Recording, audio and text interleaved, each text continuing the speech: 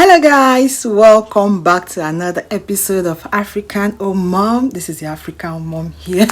I'm Abiola. By the way, you're welcome. If you are new to this channel, you are most welcome. Thank you so much for clicking on this video. The title must have caught your attention. I'm glad you are here. You want to listen to all that juicy story. So just sit back, relax, watch and enjoy, and I will be back shortly.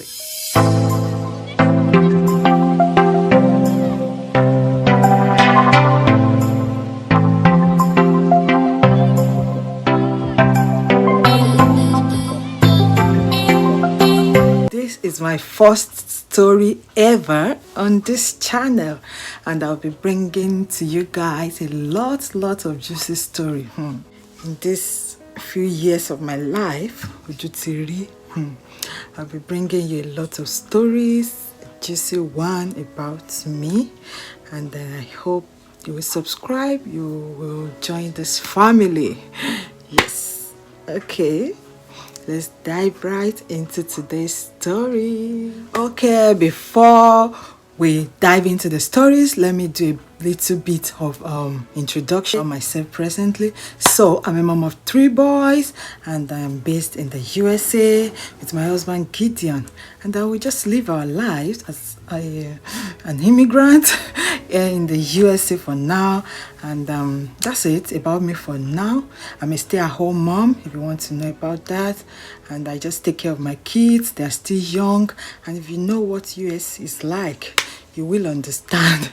So that is it about me for now. So let me go back to my background. So I grew up in Nigeria. I grew up with 2 siblings. They're actually twins, Taiwo and Kende. Yes, you know what twins means. So we grew up together with our dad and with our mom, and everything was fine. We were an average family then. My dad was a teacher and my mom was a nurse. So yeah, so that is it about her. So we went to primary school as a normal African girl and boy. We went to primary school, secondary school. I went to the university. If you want to know more about me, I mean maybe my school, my primary school, secondary school, and all of that juicy stuff about me, leave it in the comment section. Then I will be doing a Q&A just to answer all those questions, because this particular video is not about that. So thank you for doing that. So leave all your questions in the comment section. I will just do a Q&A just to address all of those questions. Thank you so much. So about how I became an orphan, I will not say too much. You know, you have to be careful about what you put on social media. So I won't say too much, but I will just try and touch the very area that you need to know. I'm sorry the sun is shining on me because I'm actually facing the sun. I'm using a natural light, which is the best light for YouTube videos, if you don't know. Yes, so just let me receive that glow. Can you see that? Oh, yes, don't mind me, guys. I can be extra.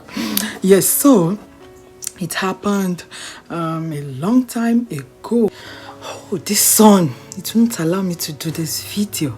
Let me shift a little bit. Maybe I will have to close this window because it's too much. Anyways, as I was saying, it happened when I was about 22 years old.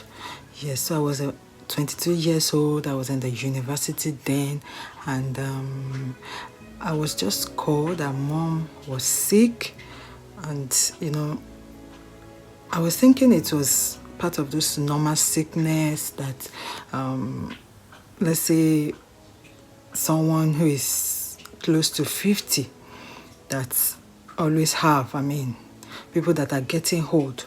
So I was just thinking that was the sickness, and there was nothing coming to my brain that maybe it was that serious or something. And then that was like, okay, I should concentrate on my exams, because then we were having exam. I was in 400 level by then. We're having our exams, and that was like, okay, I should concentrate. It wasn't something much, and that she'll be fine. Okay, then that gave me the comfort, and I just took it, concentrated on my exam, and I did my exam. It was fine. Then, you know, after exam, people will go home on vacation so that they can go and prepare for the next semester. And then I went home. On getting home, I met my mother very sick. She was so sick that she couldn't eat. Her mouth were filled with sauce, and she was so lean, and so many things like that that got me so scared. And I was like, what is going on? As a child, I really care about my mother, so I want to know what has been going on, what my dad has been doing. My younger ones, they are also at school, so it was only my dad with my mom doing all of this by themselves, and my dad is working. Yes, my dad was working as at then, and she was like, okay, she will need to go to the hospital. That she has been to one hospital, that they referred her to another hospital, and that she will need to go, that maybe she will be admitted, that they were trying to wait for me so that they will have someone to stay with her at the hospital. I said, okay, no problems. I have about 2 weeks maximum to stay at home, so we can go to the hospital. They can run all the tests, they can do all of those things they need to do. So during those period, we went to the hospital. We were there, and they were doing all things, and they told us what is the problem, and we were like, okay, she will be fine, that they will get her treated, and she will go back home. Yes, so we were there for some days. So it was like an hard drive to her own home, so I have to stay there. So that they went back home so that he can go to his work and come back and check us maybe like every three days. So that was what we were doing, and we were seeing changes, and suddenly the worst just happened. That very night, I mean, over the night, she was sweating. I mean, when you see someone sweating and the AC is on, the weather is so cold, and someone is so uncomfortable within herself that I can't even imagine it. I don't want to imagine it right now. Yeah, I don't just want to remember it. Yeah, I just want to put this out there. The reason why I'm doing this video is I want to put this out there to as many that are going through something difficult now. Yeah, it will be well. Yes, it will definitely be well. Yes, so let me continue the story. Over the night, I was just right beside the bed, and the hospital is like, you can't stay in the ward with your patients. I mean, yes, you can't stay in the ward with the patient. So there's another building that everybody around to take care of anyone will have to go sleep when it's night. So that very night, I was uncomfortable. She was like, I should go. And by that time, she wasn't talking that much. I mean, the thing just went, I mean, so sudden. And everything just changed. I couldn't even believe it. So they were like, okay, maybe I should go.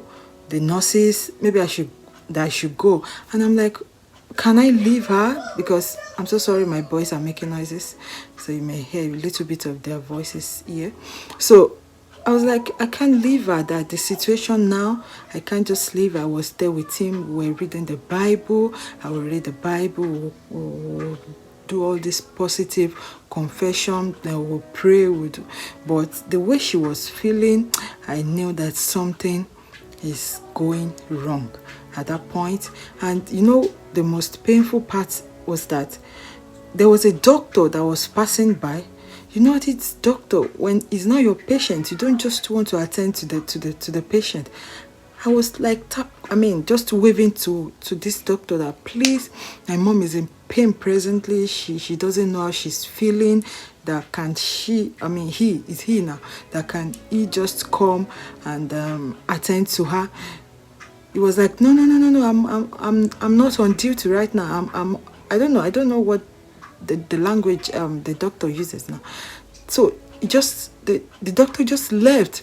I just went back to the bedside. I was just crying, and I'm saying, God, if you can just do this for me and my family. And I was just crying and praying. Then there was something that happened that very night that I would never forget. There was this cat that was just making noises behind the you know how the hospital ward in Nigeria, you know how they look like. There was this cat that was just screaming, like crying, and I'm like, what is going on? Why is this cat crying? I went outside to check to see if there is anything there. I couldn't see anything, but this cat keep crying. Over the night I was still praying and I was still trusting God. But in the morning I went to my own room, the other building that everyone that is not a patient will sleep. So I went to the other room. Before I came back, as I was on my way, my daddy already came, because I had to call him that very morning that things has really changed and I don't know what this is going to right now. So he rushed down to the hospital that very morning around 6 a.m. I just told the nurse, please, I needed to go and take my bath and then freshen up. So my dad just came, and when he came, he was like, okay, I've seen the doctor and they're trying to do this. Maybe they will try and get blood, that maybe the blood is very low and things like that. I was like, okay, what will happen? He said, he just told me that I should just calm down, that everything will be fine. And lo and behold, before you know it, at that point that we were trying to look for blood and we're trying to get the transfusion done, the heartbeat started going down, and they were telling us that, okay, they will try and resuscitate her before the blood will arrive. And all the doctors were on her at that very point in time. All the doctors were on her. I was just outside. They said no one should come inside. I was outside, so we already reached out to all the uncles and the aunties, and everybody were around that very day. So we were just outside. So now they just try to resuscitate people that are dying. So we're just trying to press our heart just to try and get that blood, because at that point we already got the blood, so just to set up the distance and get the transfusion into our vein. And lo and behold, they just came out and said we lost her.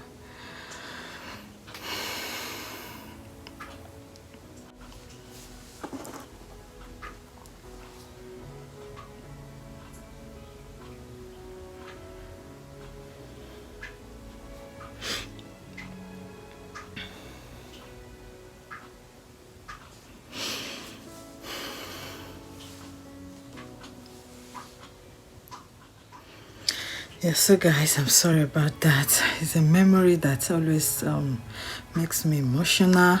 I just have to put this out there. I just want to encourage someone that this life is worth living, because after then so many things happened.